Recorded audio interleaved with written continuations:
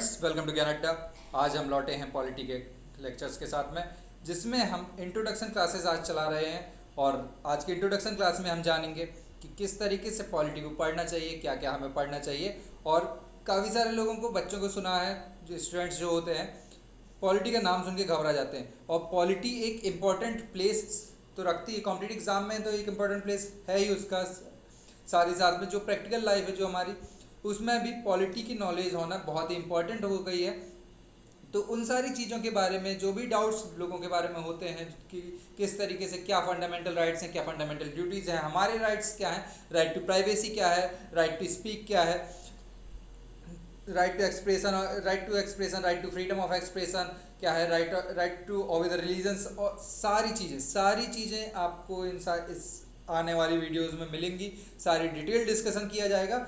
तो अगर किसी भी बच्चे को, जिसको भी डाउट है, जिसको भी डर लगता है पॉलिटी की क्लासेस से, पॉलिटी के नाम से, तो वह इस वीडियो को ज़रूर देखे। सारे डर को ख़त्म करने जा रहे हैं हम।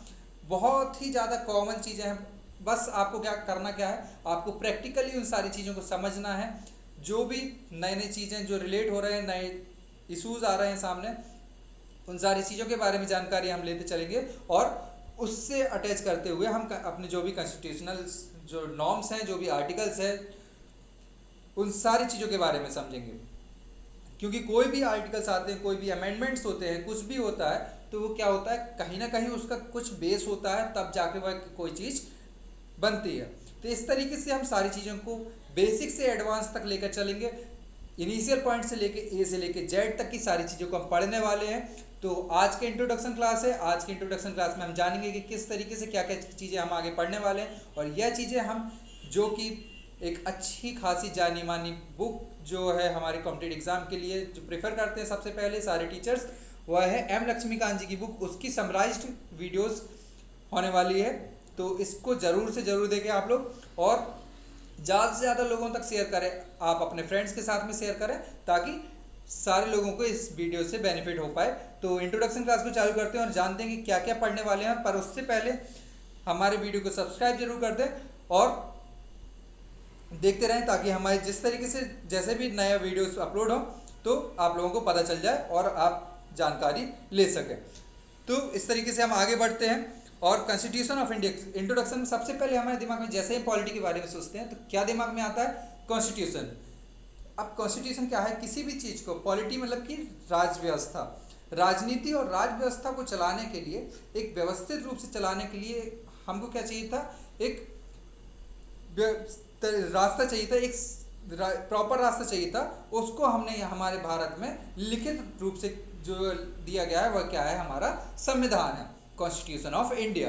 तो constitution of India is a code of conduct, जिसमें हम सारी चीज़ों के सारे नॉर्म्स लिखे हैं, सारे रेगुलेशंस लिखी हैं, सारे रूल, इन शॉर्ट कहना चाहिए यह एक हमारी इंडिया की रूल बुक है, जिसके अकॉर्डिंग हम सारे सिस्टम्स को फॉलो कर पाते हैं, सारी चीज़ों को लीगली सारी चीज़ों को चला पाते हैं। ये सारी चीज़ें जानेंगे। अब हम डेफिनेशन के थ्रू जान लेते हैं। The constitution of India is a supreme law of India. It frames fundamental political principles. ये क्या करता है, सुप्रीम लॉ ऑफ इंडिया है। द कॉन्स्टिट्यूशन में जितनी भी जो भी चीज़ें हैं लिखित हैं, वह क्या है, सुप्रीम लॉ ऑफ इंडिया, मतलब कि सर्वोच्च नियम है हमारे भारत के, कौन से, जो हमारे कॉन्स्टिट्यूशन में लिखे गए हैं, दर्शाए गए हैं, दिखाए गए हैं। इट फ्रेम्स फंडामेंटल, यह व्यवस्थित रूप से संरचना करते हैं किस चीज़ की, fundamental political principles, procedures, practices, rights, जो भी अधिकार हैं, शक्तियां हैं, और जो भी हमारे कर्तव्य हैं, और साथ ही साथ में सरकार के कर्तव्य और जनता के कर्तव्य, इन सभी के बारे में जो हमें पता चलता है, वह कहाँ से पता चलता है, यह हमारे कॉन्स्टिट्यूशन से पता चलता है हमको। तो कॉन्स्टिट्यूशन ऑफ इंडिया समझ में आ गया होगा आप लोगों को क्या है। Constitution of India is a rule book. It imparts constitution supremacy and not parliamentary supremacy. तो अब इसमें बताया गया कि यह क्या करती है, ये जो है कॉन्स्टिट्यूशनल सुप्रीमेसी, यह दिखाता है कि हमारे जो भारत में है, वह सर्वोच्च पर कौन है, सबसे ऊपर माना गया है जो है, वह है कॉन्स्टिट्यूशनल सुप्रीमेसी। कहीं पर भी अगर क्वेश्चन, आप लोगों को बेसिक इंट्रो में भी मैं बता देता हूँ कि अगर प्रीलिम्स में कहीं क्वेश्चन आ जाता है, which is the supreme in our country, और ऑप्शंस में आता है कॉन्स्टिट्यूशन, पार्लियामेंट, लोकसभा, राज्यसभा, तो द आंसर इज कॉन्स्टिट्यूशन। हमारे यहाँ पर संविधान सबसे ऊपर माना गया है, ना कि पार्लियामेंट। क्यों? क्योंकि इसको पार्लियामेंट के अकॉर्डिंग नहीं बनाया गया है, पार्लियामेंट्स ने नहीं बनाया है, इसको बनाया गया है कॉन्स्टिट्यूशन असेंबली के थ्रू। इसमें अमेंडमेंट्स कॉन्स्टिट्यूशन असेंबली में, पार्लियामेंट्स में हो सकता है, यह बताया गया है। आगे ये सारी चीज़ों के बारे में जानेंगे। And adopted by it's people, constitution assembly के द्वारा बनाया गया था और जनता के द्वारा इसको एडॉप्ट किया गया था, स्वीकार किया गया था। ये सारी चीज़ें इसमें बताई गई हैं और इसको बताया गया कि जैसे अभी मैंने चर्चा किया आपसे कि इसको अमेंड किया जा सकता है, कॉन्स्टिट्यूशन को अमेंड किया जा सकता है पार्लियामेंट के थ्रू, लेकिन यहाँ पर लिखा हुआ है declaration in its preamble parliament can not override it, मतलब कि प्रियम्बल जो है, प्रस्तावना जो है, इस पर कोई भी संशोधन नहीं कर सकती है पार्लियामेंट, ऐसा बताया गया। इसी के साथ साथ में आगे देखते हैं कि आगे जो लिखा है कि जब कॉन्स्टिट्यूशन बना था, संविधान जो हमारा निर्माण हुआ था, तब क्या हुआ था, इट हैज़ 395 आर्टिकल्स, इस पर 395 अनुच्छेद, 22 भाग और 8 अनुसूचियां थे। 395 articles, 22 parts and the 8 schedules are in it at that time. कब? उस समय की बात। और करंटली अगर बात किया जाए तो करंटली 25 पार्ट्स हो चुके हैं, 12 शेड्यूल्स हो चुके हैं और 448 आर्टिकल्स हो चुके हैं। और साथ ही साथ में यहाँ पर 101 अमेंडमेंट जो लिखा हुआ है सर, यहाँ पर 101 अमेंडमेंट्स नहीं है, आज की डेट में 104 अमेंडमेंट्स हो चुके हैं।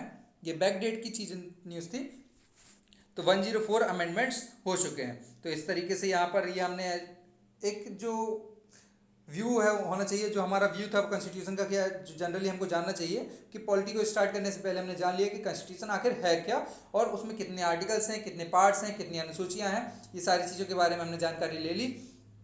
इसके बाद में हम देखते हैं कि हम आगे पढ़ने क्या क्या वाले हैं। तो हम पढ़ने वाले हैं आगे, यहाँ पर जैसे कि मैंने अभी बताया कि हम किस से रेफर कर रहे हैं, हम पढ़ने वाले समराइज्ड ऑफ एम लक्ष्मीकांत। तो एम लक्ष्मीकांत जी की बुक के थ्रू हम ये सारी चीज़ों की जानकारी लेंगे, और जो कि काफ़ी ज़्यादा परेशानी होती है लोगों को कि एम लक्ष्मीकांत बुक को कैसे पढ़ें, एम लक्ष्मीकांत बुक से कई लोगों के पास नहीं मिल पाती है। तो ये सारी चीज़ें अब आपको परेशानी लेने की कोई ज़रूरत नहीं है, और इस वीडियो को पूरा देखें और साथ ही साथ में और भी लोगों को, जो भी आपके साथ वाले जो लोग सोच रहे हैं या तलाश रहे हैं, तो इनको शेयर कीजिए और उनको बताइए कि ये वीडियो एक बार देखें, हो सकता है उनको बहुत ही ज़्यादा हेल्पफुल हो सके।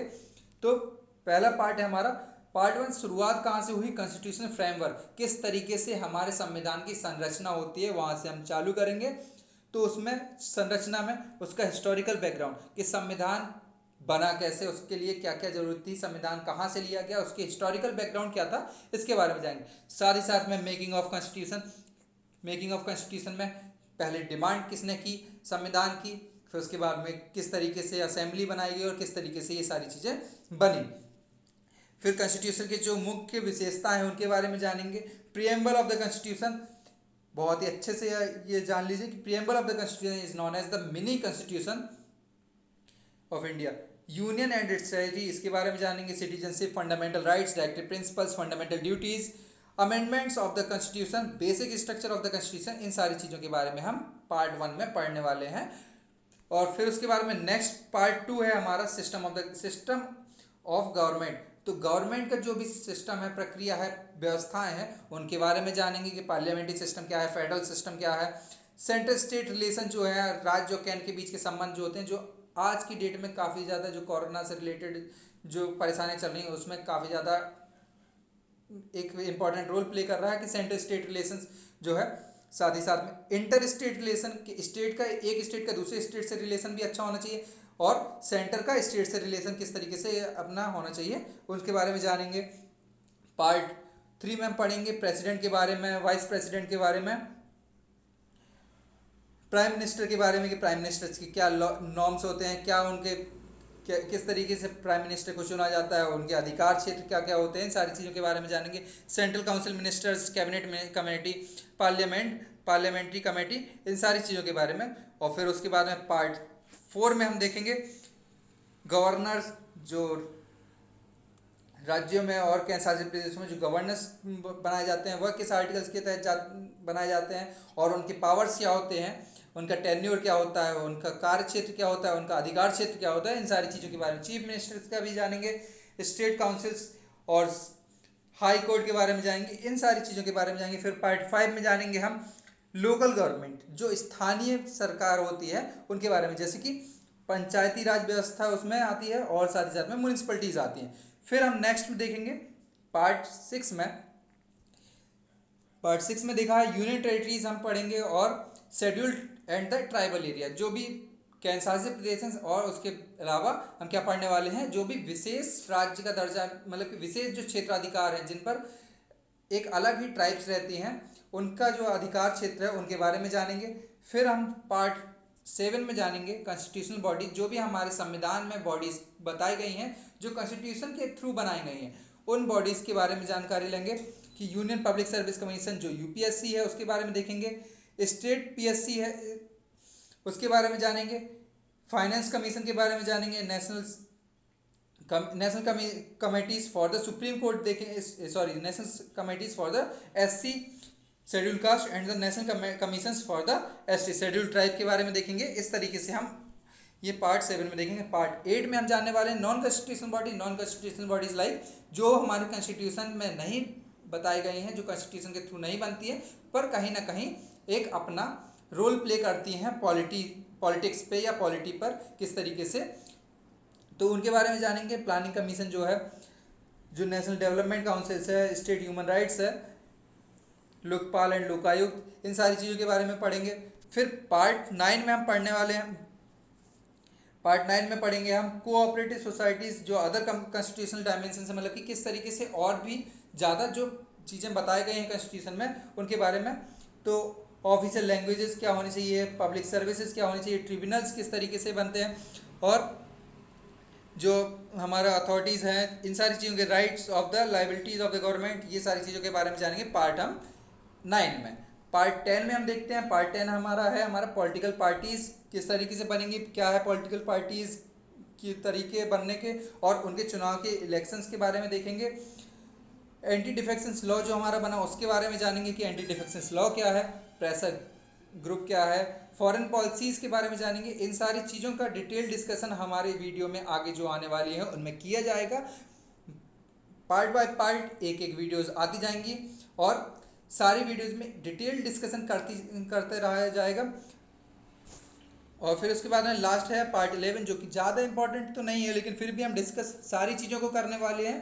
तो working of the constitution, national commission to review working of the constitution, इन सारी चीज़ों के बारे में जानेंगे। ये था हमारा एक इंट्रोडक्शन वीडियो, जिसमें हमने बताया कि हम क्या क्या पढ़ने वाले हैं। पॉलिटी से कोई भी टेंशन लेने की ज़रूरत नहीं है। पॉलिटी का बहुत ही सिंपल सा कॉन्सेप्ट है कि आपको रिलेट करना है चीज़ों को, कॉन्स्टिट्यूशन के बारे में जानना आपका अधिकार है, और बहुत ही अच्छे से चीज़ों को बताया जाएगा। तो बेफिक्र हो जाइए, और इस वीडियो को पूरा शुरुआत से लेकर अंत तक जितना भी जो भी वीडियोज़ आने वाले हैं उनको देखते चलिएगा, और बहुत ही इंटरेस्ट आने वाला है आपको। बस इस वीडियो को आपको करना क्या है, अब आपको अगर वीडियो पसंद आती है तो लाइक कीजिएगा, ज़्यादा से ज़्यादा शेयर कर दीजिएगा, ताकि और भी लोगों को, जो भी आपके फ्रेंड सर्कल्स हैं, जो भी जितने भी लोग हैं, उनको ये सारी चीज़ें पहुंच सके, जिनको जो इश्यूज़ होते हैं पॉलिटी से रिलेटेड वो सॉल्व हो सकें मेरे थ्रू। तो आप ये सारी चीज़ों को शेयर करते चलिए, ज़्यादा से ज़्यादा शेयर करें, और सब्सक्राइब करना ना भूलें जो भी न्यू कमर्स हैं। Thank you.